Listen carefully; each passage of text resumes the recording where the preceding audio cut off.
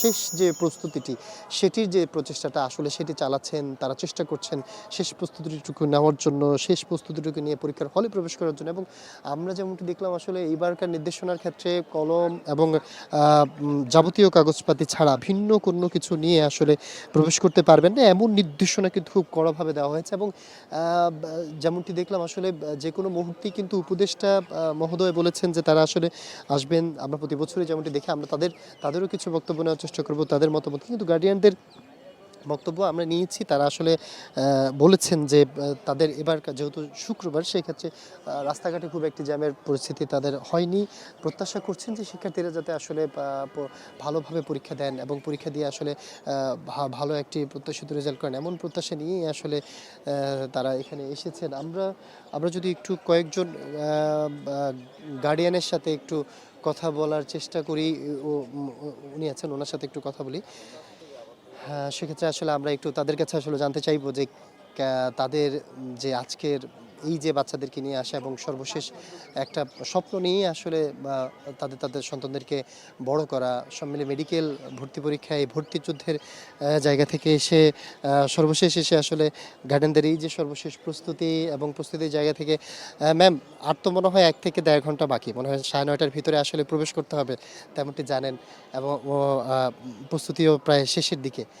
কেমন প্রত্যাশা করছেন, কেমন পরীক্ষা দিবে আসলে? আসলে কেমন পরীক্ষা দিবে, ভালোই হবে ইনশাল্লাহ। আচ্ছা, কোনো ধরনের রাস্তায় আসা যাওয়ার ক্ষেত্রে কোনো সমস্যা? না না, কোনো সমস্যা হয়নি।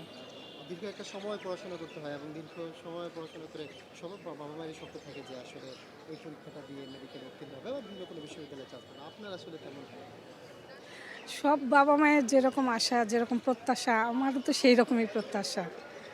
দেখা যাক আল্লাহ কি করে, সবই আল্লাহর উপর ভরসা। যারা মেধা তালিকায় প্রথম হবে, হ্যাঁ, তারা অবশ্যই পরিশ্রমী বা পড়ালেখা করবে, এটা আমাদের বিশ্বাস। পড়ালেখা ছাড়া তো আসলে কোনো মতেই প্রথম হওয়া বা চান্স পাওয়া তো সহজ না। তো আশা করি হোক, যারা মেধা তালিকায় আসবে তারা অবশ্যই যাতে প্রথম হয়, উত্তীর্ণ হয়, এটাই আর কি আশা করি। হইতে চাচ্ছে বা এই চিকিৎসা পেশায় আনতে চাচ্ছেন যদি মেডিকেলে পড়াশোনা করেন, জি জি। কেন আসলে এই প্রত্যাশাটা কেন করছেন? আসলে এখন আমার মেয়ের মানে প্রত্যাশা হইলো যে চিকিৎসা হওয়ার মানে একটা খেয়াল, তার আশা, তার খুব আশা এটা যে হওয়ার জন্য।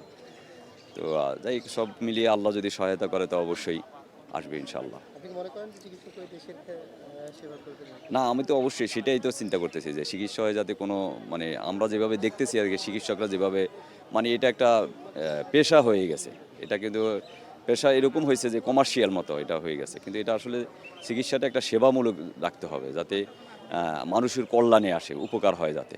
চিকিৎসাটা তো অবশ্যই, হ্যাঁ হ্যাঁ হ্যাঁ, এমনটাই হবে, হ্যাঁ।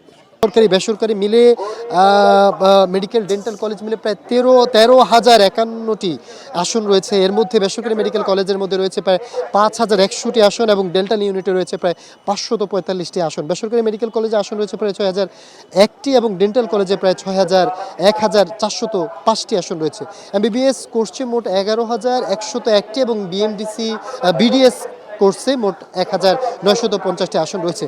প্রশ্ন ফাঁসের বিষয় স্পষ্ট করে বলা হয়েছে যে এই বছর প্রশ্ন ফাঁসের বিষয় আসলে কোনো ধরনের গুজবে কান না দিতে সরকার জানিয়েছেন। প্রতি বছর কিন্তু আসলে আমরা দেখি যে মেডিকেলে ভর্তি পরীক্ষায় প্রশ্ন ফাঁসের একটি গুঞ্জন উঠে এবং এইটি সম্পর্কে কিন্তু আসলে বলেছেন যে কোনো ধরনের। এবং আমরা একটি ইন্টারেস্টিং বিষয় যদি আপনাদেরকে শেয়ার করি, আমরা এক চিকিৎসকের সাথে গতকাল কথা বলেছিলাম, তিনি জানিয়েছেন অনেকে মনে করেন যে মেডিকেল ভর্তি পরীক্ষায় অর্থায়নের মাধ্যমে ভর্তি পরীক্ষায় অংশগ্রহণ করে অর্থাৎ মেডিকেলে ভর্তি হওয়া যায়, এমনটি কিন্তু আসলে মেডিকেলের ক্ষেত্রে হয় না। এই ক্ষেত্রে তিনি জানিয়েছেন যে মেডিকেলে মূল্যায়ন হয় মেধার ক্ষেত্রে, মেধার ভিত্তিতে।